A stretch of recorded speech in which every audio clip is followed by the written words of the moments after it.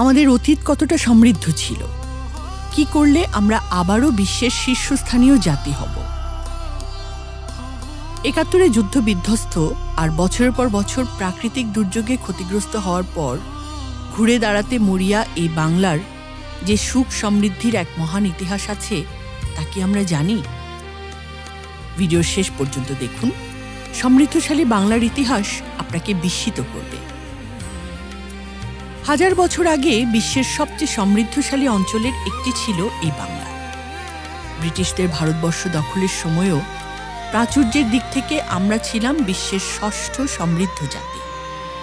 World জিডিপিতে এই বাংলার একার অবদান ছিল 12%, যেখানে ইংল্যান্ডের জিডিপি অবদান ছিল মাত্র 1%। তৎকালীন বঙ্গের রাজধানী গৌড়ের ধনসম্পদ দেখে মুঘল সম্রাট হুমায়ুন এতটাই বিস্মিত হন যে এর নামকরণ করেন জান্নাতাবাদ। শিল্পে বাংলা। এখন থেকে 2000 বছরেরও বেশি সময় আগে বাংলায় তৈরি নানা রকম কাপড় রোম, মিশর, জাভা সহ পৃথিবীর বিভিন্ন প্রান্তে রপ্তানি হতো। বস্ত্রশিল্পে বাংলার সুখ্যাতি ছিল বিশ্বজোড়া। ইতালির পর্যটক বার্থেমা বলেন, পৃথিবীর কোনো দেশে আমি এত সুতি বস্ত্র দেখিনি। রেশম দ্রব্য ছিল বাংলার অন্যতম প্রধান রপ্তানি পণ্য। তবে সবচেয়ে বেশি বলতে হয় মসলিনের কথা। টেক্সটাইল টেকনোলজির সর্বোৎকৃষ্ট নিদর্শন এই মসলিন। আজ পর্যন্ত তুলো থেকে এর চেয়ে মিহি কাপড় তৈরি করা সম্ভব হয়নি। রোম সম্রাট সহ বিশ্বের রাজা বাদশাদের সবচেয়ে প্রিয় কাপড় ছিল এই মসলিন। 18 শতকে বাংলায় প্রায় 150 রকম কাপড় তৈরি হতো। এছাড়াও ইবনে বতুতা বাংলায় জাহাজ শিল্পের কথা বলেছেন। মুঘল আমলে এই শিল্প ব্যাপক প্রসার লাভ করে। চীনা বর্ণনায় জানা যায়, কার্পেট, কাগজ, ইস্পাত, লবণ প্রভৃতি শিল্প গড়ে উঠেছিল বাংলায়। বিশ্ব বাণিজ্যে বাংলা। আমরা যে এককালে সমুদ্র বাণিজ্যে পারদর্শী ছিলাম তার প্রমাণ লিপিবদ্ধ রয়েছে চণ্ডীমঙ্গল ও মনসা মঙ্গলের মতো সাহিত্যকর্মে। আমাদের সওদাগর মানে ব্যবসায়ীরা নিজেদের তৈরি জাহাজে করে শ্রীলঙ্কা, মালদ্বীপ, এইডেন, বসরা, মাদাগাস্কার, আন্দামান, নিকোবর, পেনাং, বালি, বর্নিও, সুমাত্রা, সাংহাই প্রভৃতি স্থানে যেতেন বাণিজ্য করতে। আবার আরব, পারস্য, ভারতবর্ষ, আবিসিনিয়া থেকেও বড় বড় বাণিজ্য জাহাজ আসত বাংলায়। এখান থেকে পণ্যদ্রব্য নিয়ে যেত করমণ্ডল, মালাবার, পেগু, সুমাত্রা, সিংহল প্রভৃতি অঞ্চলে। বাংলার সুতি কাপড়, রেশমি বস্ত্র, চাল, চিনি, আদা, তামাক, পাট ইত্যাদি রপ্তানি হতো বিভিন্ন দেশে। কৃষিতে বাংলা। বাংলার মাটি এতটাই উর্বর ছিল যে এখানে 350 প্রজাতির সুগন্ধি চাল উৎপাদিত হতো, যার মধ্যে এখন টিকে আছে মাত্র 2টো প্রজাতি, কালিজিরা আর চিনিগুড়া। যত ধরনের সুগন্ধি মশলা আছে তার প্রায় সবই উৎপন্ন হতো এখানে। এছাড়া উৎপাদিত হতো পৃথিবীর সবচেয়ে দামি তুলা। তবে শুধু প্রাচুর্যেই নয়, আমরা এগিয়েছিলাম নীতি নৈতিকতার দিক থেকেও। আমাদের পূর্বপুরুষরা ছিলেন ধার্মিক, ন্যায়পরায়ণ, মহানুভব ও দয়ালু। আমরা কতটা সম্প্রীতিপূর্ণ ছিলাম তা বর্ণিত আছে ইংরেজ সিভিল সার্জন জেমস ওয়াইজের একটি লেখায়। ব্যক্তি হিসেবে একজন মুসলমান তার স্বদেশীয় হিন্দুর মতো একই রকম। কোনো ধর্মের বিরুদ্ধেই তাদের বিদ্বেষ নেই। শৈশবে একসঙ্গে খেলাধুলা করেই হিন্দু ও মুসলমান শিশুরা বড় হয়। সুখে দুঃখে হিন্দু মুসলমান পাড়া প্রতিবেশী মিলেমিশে থাকে। ইতিহাসবিদ সৈয়দ আনোয়ার হোসেন বলেন, চীনাদের লেখা বইগুলোতে আছে তারা বাঙালিকে 2টো সার্টিফিকেট দিয়েছিল। 1, তারা মিথ্যা বলে না। 2, কারো সাথে প্রতারণা করে না।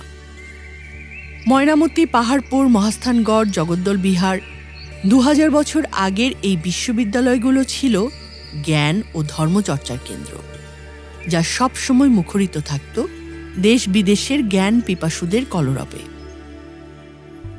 এত সমৃদ্ধ অতীত থাকার পরও দেশ নিয়ে হীনমন্যতা শুরু হলো কখন?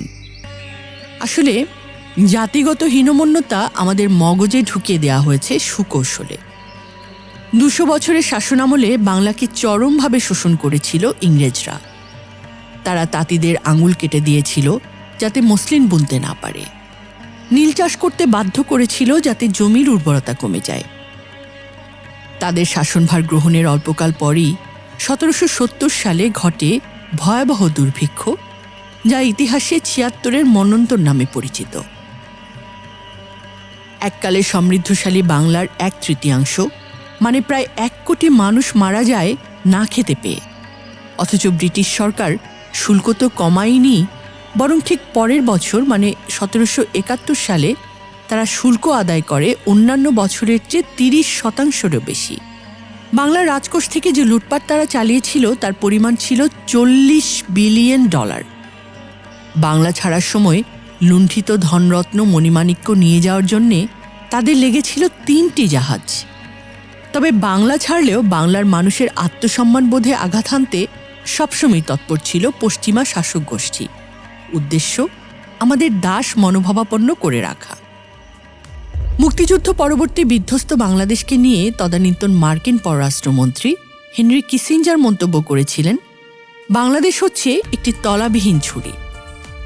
আর পৃথিবীর শীর্ষ 2 উন্নয়ন অর্থনীতিবিদ তাচ্ছিল্য ভরে লিখেছিলেন, বাংলাদেশ যদি অর্থনৈতিকভাবে উন্নতি করতে পারে তাহলে দুনিয়ার যে কোনো দেশই উন্নত হতে পারবে। তাদের অপপ্রচার ও অপতৎপরতার ফলে ধীরে ধীরে চরম হতাশা এবং নেতিবাচকতায় নিমজ্জিত হলাম আমরা। ভেতরে ঢুকে গেল জাতিগত হীনমন্যতা। এরপর থেকে নিজেরাই ভাবতে শুরু করলাম বাংলাদেশের ভবিষ্যৎ নেই। আবারও সমৃদ্ধ জাতি হবার সামর্থ্য আমাদের রয়েছে। 70-এর দশকে বিশ্বব্যাংকের তৎকালীন প্রধান অর্থনীতিবিদ বলেছিলেন, বাংলাদেশের মাথাপিছু আয় প্রতিবছর যদি 2% হারে বাড়ে, তবুও মানসম্পন্ন মাথাপিছু আয়ের তালিকায় যেতে বাংলাদেশের 125 বছর লাগবে। 3% হারে বাড়লে লাগবে 90 বছর। 90 বছর লাগেনি। 45 বছরের মাথায় বিশ্বব্যাংকের প্রেসিডেন্ট বাংলাদেশ সম্পর্কে মন্তব্য করলেন, I can see a bright future for the people of this country. বাংলাদেশের অর্থনৈতিক সমৃদ্ধি নিয়ে এখন উচ্ছ্বাস প্রকাশ করছেন বিশ্বখ্যাত অর্থনীতিবিদ এবং বিশ্ব নেতাগণ। বাংলাদেশকে বলা হচ্ছে নেক্সট 11-এর একটি। নেক্সট 11 হলো এমন 11টি দেশ যারা আগামীতে অন্যতম বৃহত্তম অর্থনীতির দেশে পরিণত হবে। এই বাস্তবতা ইতোমধ্যে বেশ খানিকটা দৃশ্যমান। দ্রুত বাড়ছে বাংলাদেশের জিডিপি। 2024 সালে বাংলাদেশের জিডিপি ছিল $450 বিলিয়ন। ব্লুমবার্গের এক প্রতিবেদনে বলা হয়েছে 2040 সালের মধ্যে এর আকার হবে $1 ট্রিলিয়ন।